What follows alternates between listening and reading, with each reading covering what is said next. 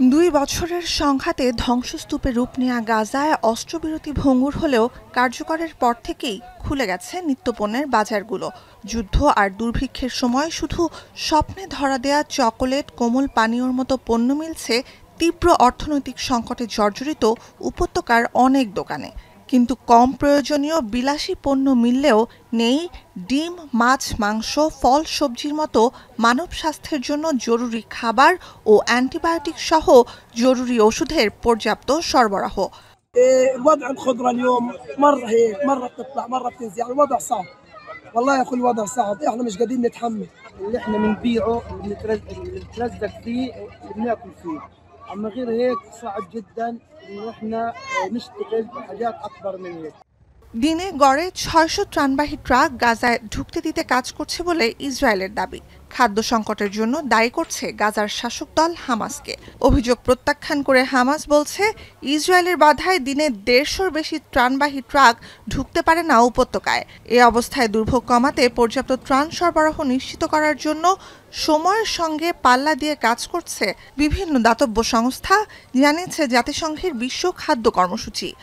We need to get to the 1.6 million people with full rations. We need full access. We need everything to be moving fast. We are in a race against time.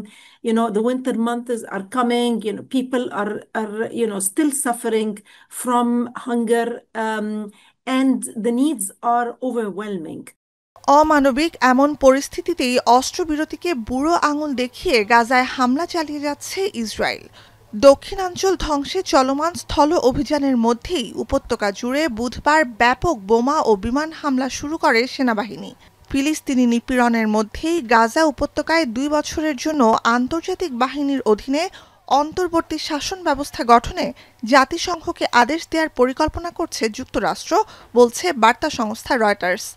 মঙ্গলবার এ সংক্রান্ত 2 পৃষ্ঠার নথি পৌঁছায় রয়টার্সের হাতে, যেখানে বলা হয় জাতিসংঘে উপস্থাপনের জন্য প্রণীত খসড়া প্রস্তাব সংস্কারে কাজ চলছে বিভিন্ন দেশের সাথে। যদিও নিরাপত্তা পরিষদের 15 সদস্য দেশের মধ্যে আনুষ্ঠানিকভাবে প্রস্তাবটি বণ্টন করা হয়নি, জানিয়েছেন কূটনীতিকরা। এদিকে ইসরায়েল উপেক্ষা করলেও অস্ত্রবিরতির শর্ত পূরণ অব্যাহত রেখেছে Hamas.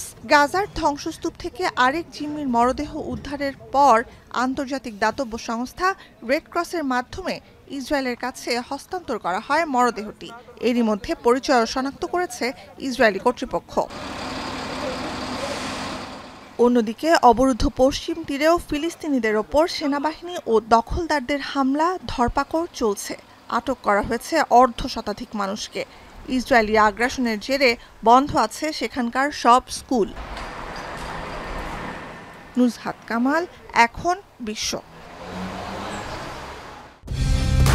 Colour expert, George sap এবং মাইল্ড অন হ্যান্ডস টেকনোলজি সমৃদ্ধ অরিক্স ক্রিস্টাল ওয়াশ আপনার লন্ড্রি এক্সপার্ট।